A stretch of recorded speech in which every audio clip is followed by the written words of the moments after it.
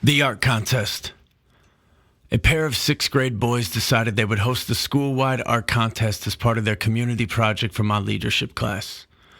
We announced the contest in the news, hailing it as an opportunity for one's art to be seen by the entire community, labeling it as a chance for fame and recognition, explaining that the top 5 vote-getters would get invited to a pizza party and the top 3 vote-getters would win gift cards of their choice. The kids informed the school that our 5th period leadership class would take all the submissions and vote on the top 10, and then the school would vote on their favorites from there. For 2 weeks, we got slammed with art. Students took photos of sunflowers they painted on canvases they dared not bring to school. Kids drew digital versions of their own anime characters they've created for stories still swirling in the cauldron of their imagination. They submitted framed chalk drawings of cryptozoological squids. They illustrated apocalyptic scenes complete with shading intensity dependent upon distance from the foreground, hidden alien threats, and lines and boxes and shadows so detailed that kids wondered if the artist had a life outside of making this masterpiece. They ripped construction paper and slathered the slivers in glue and watercolor for an abstract interpretation of a coastline.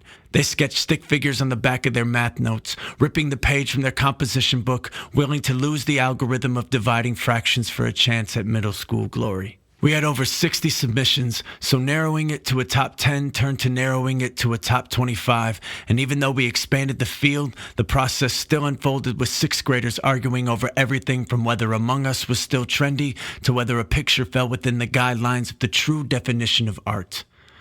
There were haters and championers galore, and loud debates and unanimous nays and yays aplenty. 3 kids within the fray had to watch as their anonymous entry was figuratively ripped to shreds by their peers for not being good enough, a thing I didn't realize was happening until after the damage had been done.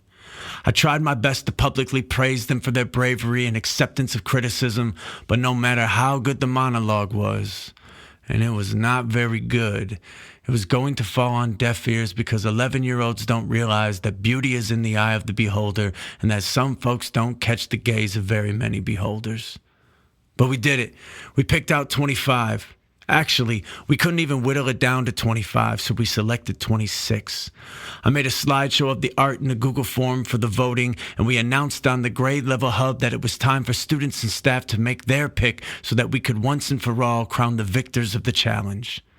While checking my email that same afternoon, I noticed one from a student I had last quarter with the subject line, "How dare you?" She wrote, "Mr. Dix, I have a friend that made a beautiful art piece and she is not in the contest. Can you please consider putting, name here, into the top 25 because I know that she fully deserves to be in it. If not, that's fine, but please consider it."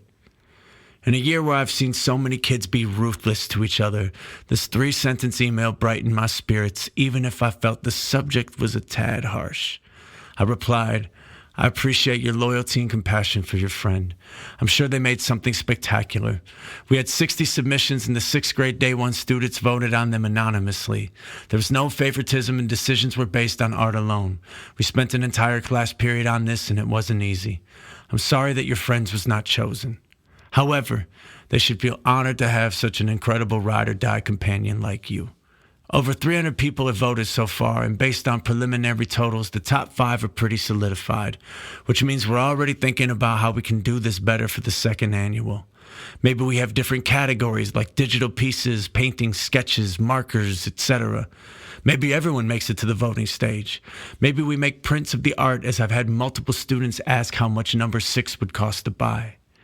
Maybe it's not even a contest at all, and just a showcase or a gallery walk and a chance for a kid to say, "Isn't my friend's artwork amazing?" without having to email their teacher who turned something as wonderful as art into yet another competition that divides folks into winners and losers. Or maybe we'll make the prizes even bigger.